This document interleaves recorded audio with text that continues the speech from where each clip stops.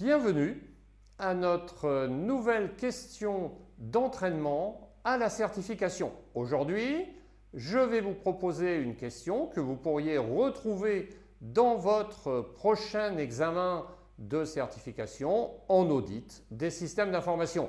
Et je vais vous expliquer comment je raisonne pour trouver la bonne réponse. Notre question porte sur le domaine 3 du CISA et plus particulièrement sur le processus de conception d'un système informatique. Voyons ensemble de quoi il s'agit. La question est la suivante. L'établissement d'un point d'arrêt, on parle aussi souvent de point de gel, dans la conception d'un nouveau système a pour but, premièrement, d'empêcher toute modification ultérieure d'un projet en cours. Deuxièmement, d'indiquer le moment où la conception doit être achevée.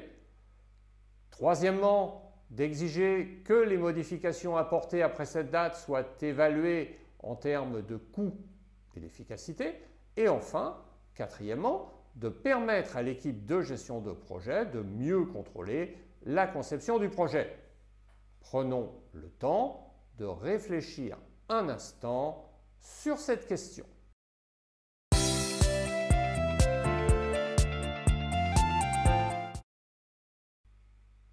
Réponse 1. Un point d'arrêt a pour but de mieux contrôler les modifications, mais pas de les empêcher. Cette réponse est donc fausse.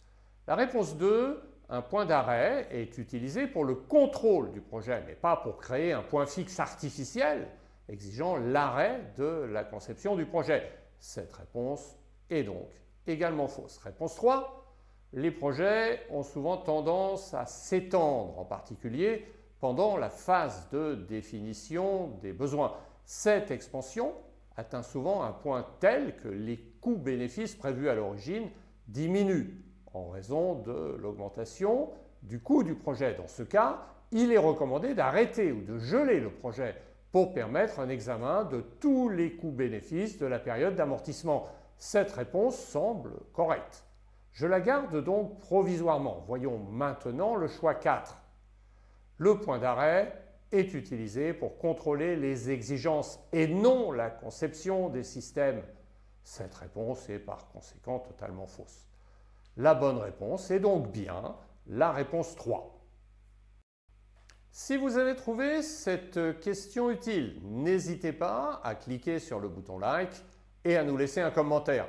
Vous pouvez également vous abonner à notre chaîne pour plus de contenu sur l'audit, la gouvernance, la gestion des risques et la cybersécurité.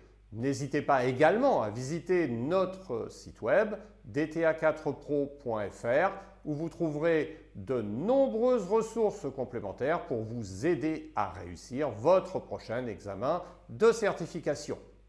Pour ma part, je vous donne rendez-vous mardi prochain pour une nouvelle question de la semaine.